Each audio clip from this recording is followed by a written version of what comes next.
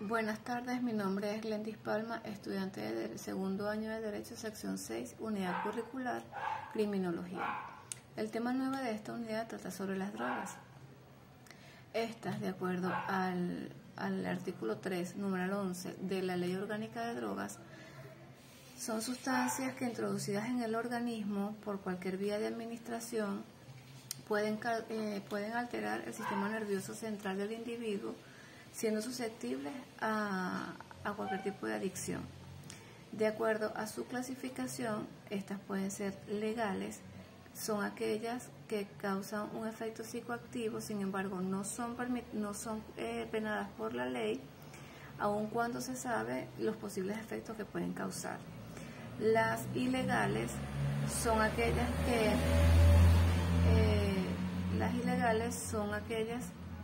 que no están recetadas por un médico y no pueden adquirirse en una farmacia. De acuerdo a su composición están las drogas sintéticas, que son las elaboradas por el hombre partiendo de sustancias químicas. Estas pueden causar dificultad para pensar y en la conducta del individuo. Están las herbales, que son las que provienen de una planta. Las experticias a seguir en un procedimiento en donde se incauta droga son primeramente detectar que efectivamente se le encuentra al individuo o a los individuos, se comprueba que es droga. Luego de comprobar que sí lo es, saber qué tipo, su peso y su pureza. Luego se elabora un acta policial, la cual es enviada al Ministerio Público. El fiscal encargado elabora un oficio dirigido al 6CPC, al Departamento de Criminalística, para que posteriormente elabore un informe. Las drogas permitidas en Venezuela son la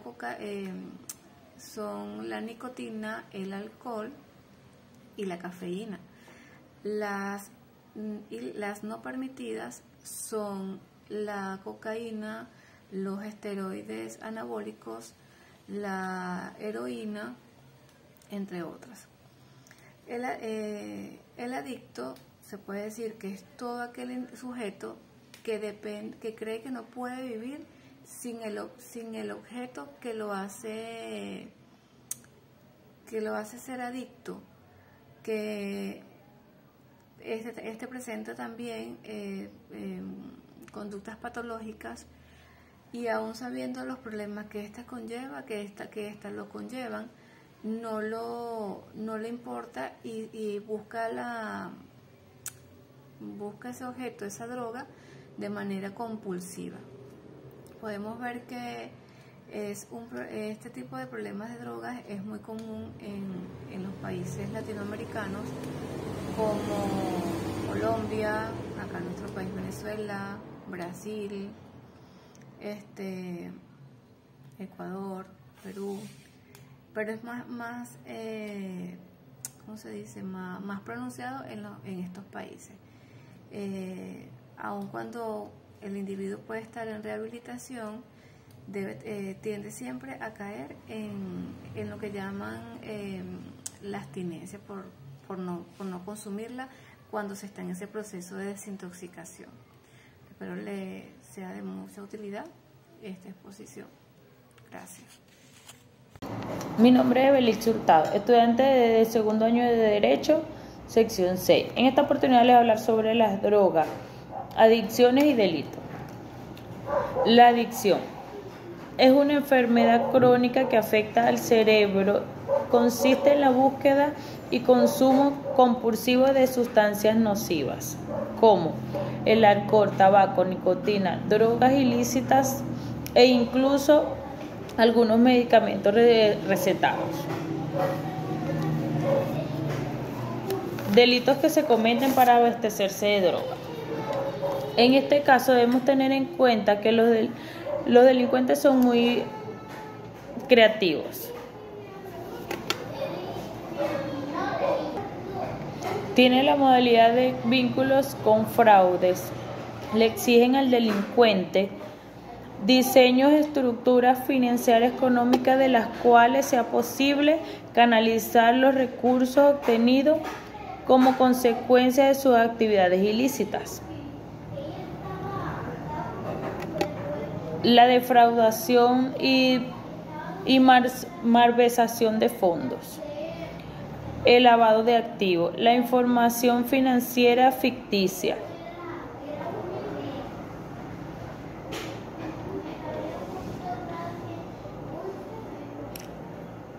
Tráfico internacional, la industria de la droga. Son delitos contra la salud pública y se encuentran tipificados en el Código Penal. Desde el artículo 368 al 377. El tráfico internacional es el transporte, ya sea en barco o en avión, de mercancías con procedencia del exterior a territorios aduaneros nacionales de territorios extranjeros. Consiste en el comercio de sustancias que engloban la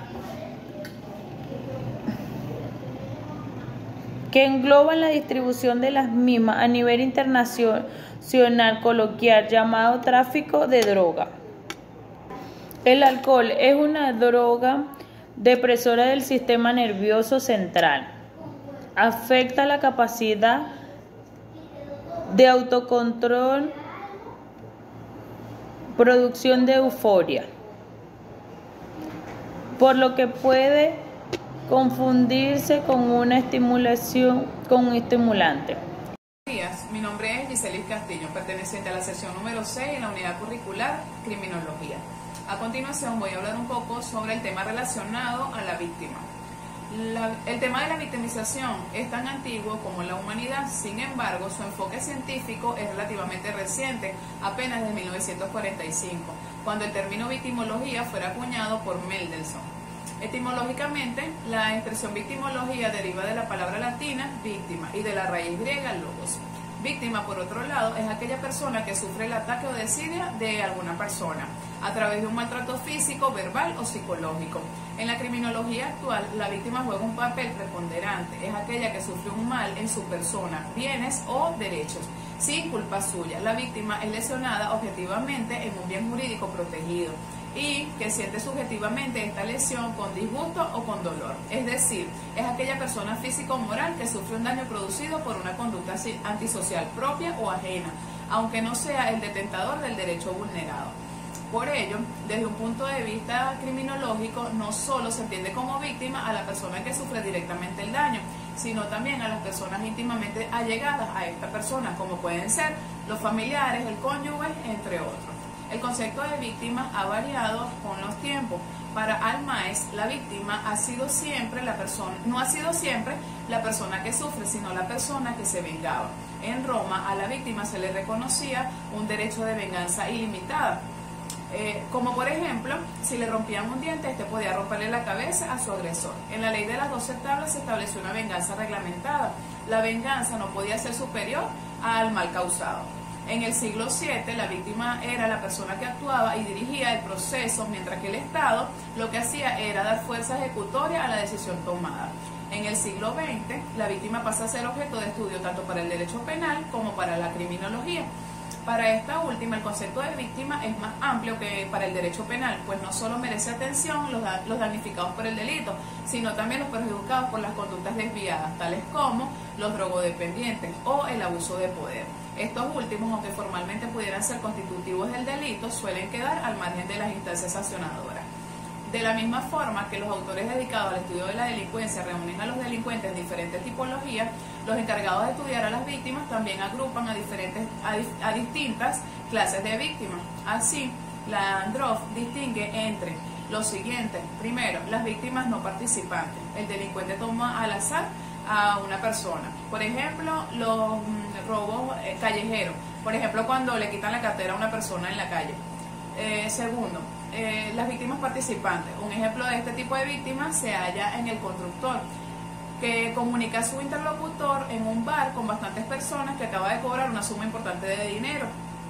detalle que he escuchado por diferentes personas. Tercero, tenemos a las víctimas ocasionadas por relaciones próximas, por ejemplo, la violencia doméstica, la violencia de género, un número importante de los delitos sexuales. Cuarto, víctimas sin conciencia de víctimas, por ejemplo, el defraudador, puesto que se perjudica a sí mismo. Por último, tenemos a las víctimas especialmente vulnerables por su edad. Este es el caso de los ancianos, de los niños y los desvalidos. En el Congreso de la ONU de Milán de 1985 se clasificó a las víctimas en dos grandes grupos, dentro de las cuales tenemos las víctimas de delito y las víctimas de abuso de poder. Las víctimas de los delitos son las personas que individual o colectivamente hayan sufrido daños, incluido lesiones físicas o mentales, sufrimientos emocionales, pérdidas financieras o menoscabo sustancial de sus derechos fundamentales, como consecuencia de acciones u omisiones que violen la ley de la acción penal vigente, incluida la que proscriben el abuso de poder. Por su parte, las víctimas de abuso de poder son las que son individual o colectivamente hayan sufrido daños, incluidos las lesiones físicas o mentales, sufrimientos emocionales, pérdidas financieras o menoscabo sustancial de los derechos fundamentales, como consecuencia de acciones u omisiones que no lleguen a constituir violaciones del derecho penal nacional, pero que violen normas internacionales reconocidas relativas a los derechos humanos. Ahora bien, vamos a hablar acerca de la victimología. La victimología ha tenido contribuciones teóricas y prácticas desde las posiciones de la ciencia y el humanismo. Su campo pudiéramos enmarcarlo a mediados de la década de los 40, a pesar de que con anterioridad ya se veían las primeras manifestaciones al respecto. Por victimología se ha de entender el estudio científico de la víctima del delito y de sus dificultades y necesidades. La ciencia que estudia a la víctima desde el punto de vista de su sufrimiento, en tres etapas de victimización. La primera como víctima directa del delito, la segunda como objeto de prueba por parte de los operadores judiciales del Estado en el proceso de investigación, y la tercera, la víctima como sujeto de sufrimiento silencioso en su angustia, estrés, depresión, marginación social, a revivir o recordar los sucesos en los cuales se produjo la comisión del delito. Benjamin Mendelssohn realiza un estudio e investigación definiendo la victimología como la ciencia encargada del estudio de la víctima. La victimología se refiere al estudio de las víctimas del delito, y dentro de ella cabe diferenciar que lo que los autores denominan microvictimología o macrovictimología.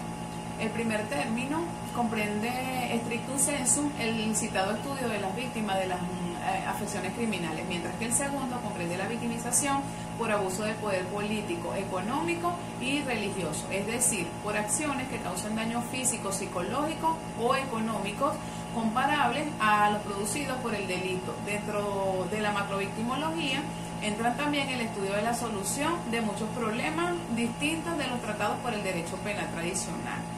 Con un particular enfoque, Rodríguez Manzanares reconoce el carácter del conocimiento científico de la victimología por poseer un método y un objeto de estudio propio. Sin embargo, considera que no es una ciencia independiente. En parecidos términos, García Pablo enfoca su análisis del problema victimal desde el campo de la criminología y alerta con relación al interés mostrado por la víctima del delito.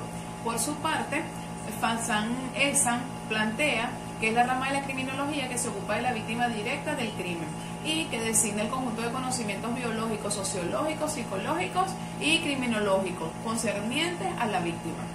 Si bien la victimología abarca el análisis y prácticas diversas focalizadas en torno a la misma categoría del problema, la víctima del delito o su fenómeno social, no se puede negar la interrelación con la criminología en búsqueda de los factores del delito que conllevan a daños que sufren las víctimas como resultado de la victimización sufrida.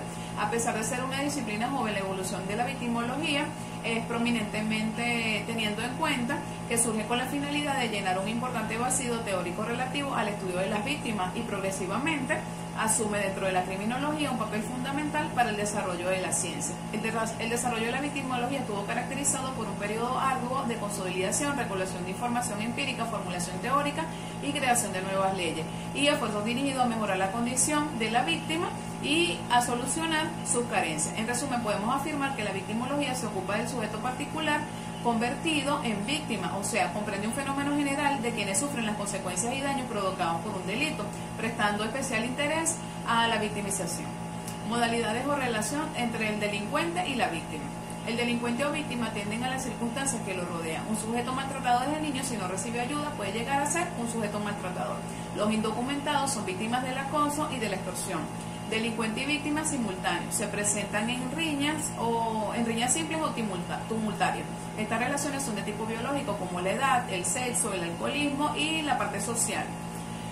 Se considera el oficio como el trabajo de taxistas, las prostitutas, los comerciantes, los transportistas, entre otros. Y por último tenemos la situación social de los extranjeros, las minorías étnicas o las religiosas. Los mecanismos y factores que intervienen en el delincuente y su víctima.